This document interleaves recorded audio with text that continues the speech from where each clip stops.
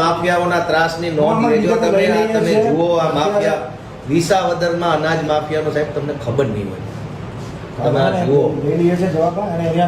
હું રાજકીય માણસ છું, કદાચ હું ખોટું બોલતો હોઈશ. આ બાપા તમને લાગે છે ખોટું બોલ્યો?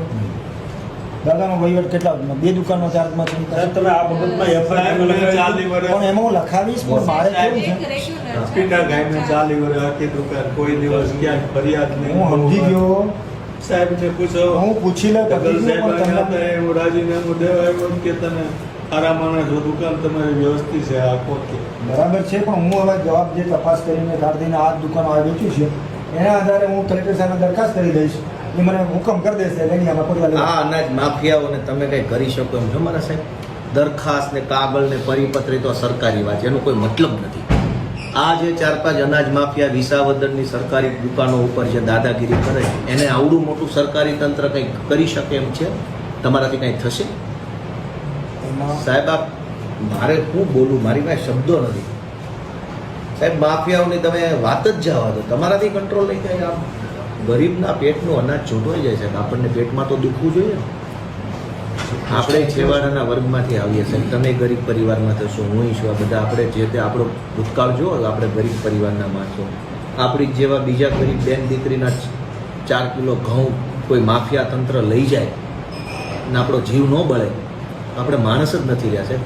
આપણે માણસ મટી ગયા. સાહેબ તમે લાલભાઈને ભલામણ કરી દો કે આ તારે દુકાન દુકાનનું કરવાનું છે. એ કરી દેશે, બેન કરી દેશે, બેન કરી દેશે. હા બેન કરી દેશે. એ ચિંતા કર ભાઈ, થઈ જાય. હા હો કરી દેશે.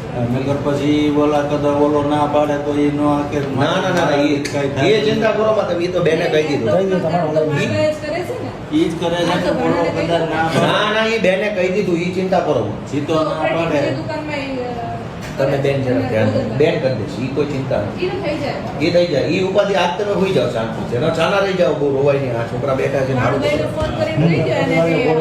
ગોળી પી છે મોટા બ્રાહ્મણની ગોળી. હા એવું ન કરે કે આ બધી માથાકૂટો કે જે કંઈ થયું એના કારણે બાપાને દબાવી અને પાણભાઈનું વિતરણ કરવાનું છે. રેગ્યુલર વ્યવસ્થિત વિતરણ પૂરું ઓગસ્ટમાં કરવાનું. તેલ ચૂલો એમના ચલણ ભરેલું છે ને દાદાએ, એમાં છૂટા કરાવવાનું પછી ચાર છોડે તો એને વાંધો નહીં ને. હા બરાબર. છાના રહી જાવ, રોવાનું. હા સુગર છાના રહી જાવ. સાહેબ આ માફિયાઓના ત્રાસની નોંધ લેજો તમે.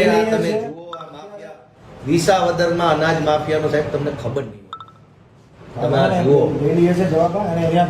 હું રાજકીય માણસ છું, કદાચ હું ખોટું બોલતો હોઈશ. આ બાપા તમને લાગે છે ખોટું બોલ્યો?